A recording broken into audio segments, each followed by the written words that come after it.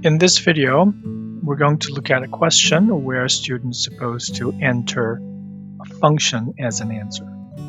So for example, here's a scalar valued 3-variable function, and the question is finding the gradient vector. It has 3 components, I component, Q component, R component for that gradient vector, but it's only asking for P component.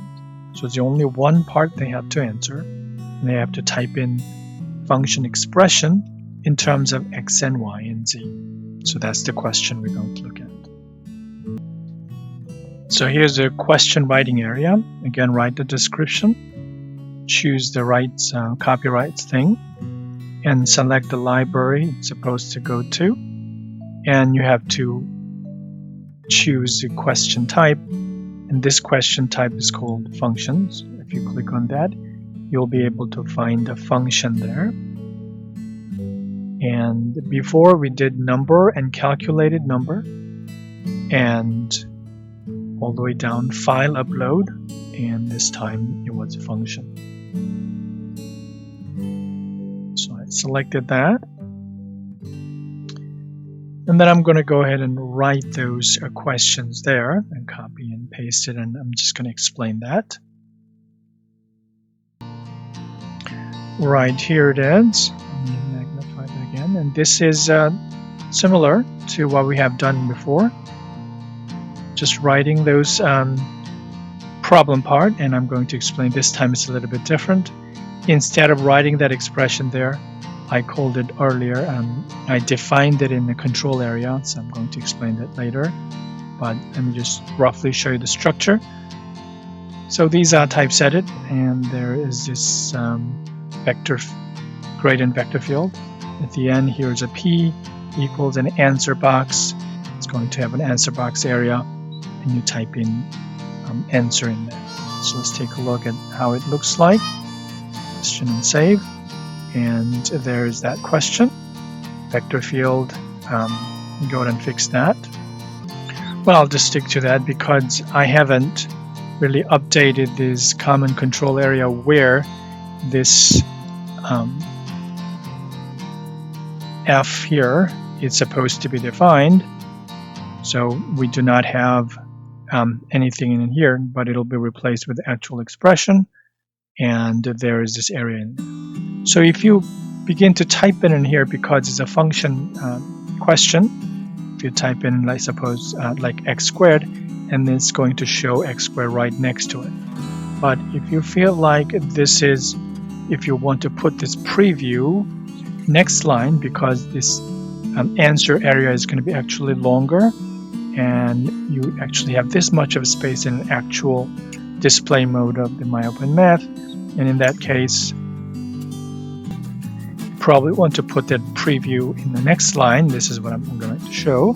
So change the line there, change the line to the next one, and you locate that preview button right here in preview, and then it's going to locate that preview in the next line. You go and update the question part there.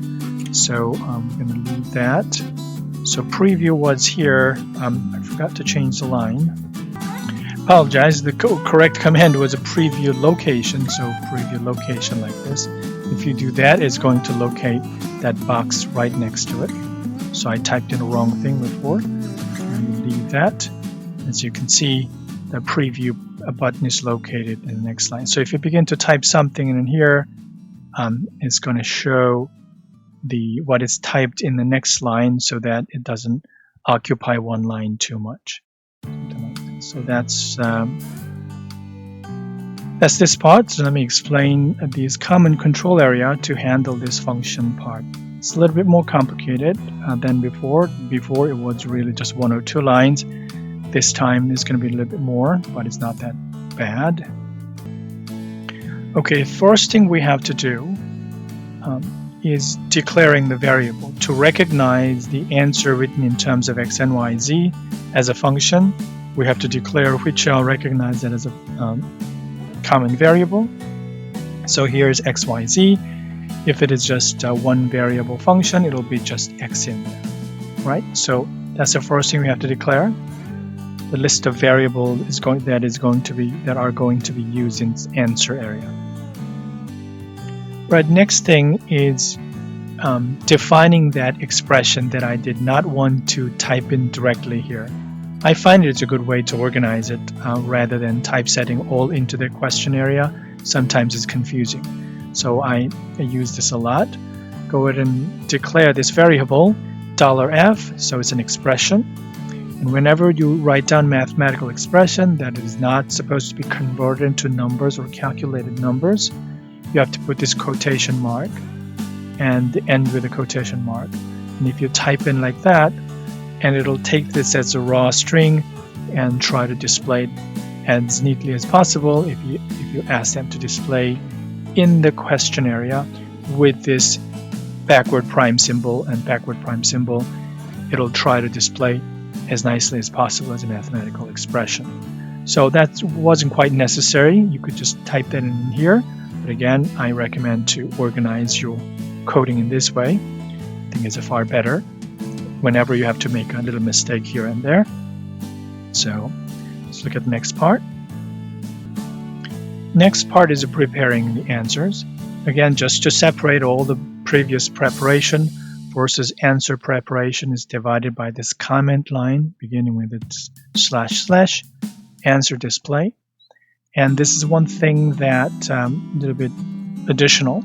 Before we just use answer box, it'll choose default size, could be 40 or something. But usually to type in a mathematical expression is longer than when it is displayed because it's all linearly typed in. So you may have to increase the answer box size, which is controlled by this required variable, answer box size. So you cannot mess with this name, it is built-in name. So if you change to 60, it's going to be longer, and by experimenting it, you will have a better sense of what this means. But that's that, and here's the answer. Because it's a function answer, you have to again start with a quotation symbol and end with a quotation symbol.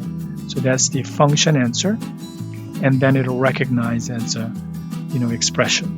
When they compare these two expressions, even though they look different, I guess they randomly sample 5 or 6 random numbers and compare their values to each other. So even though your expression is different, if they're identical function, it'll be able to recognize that.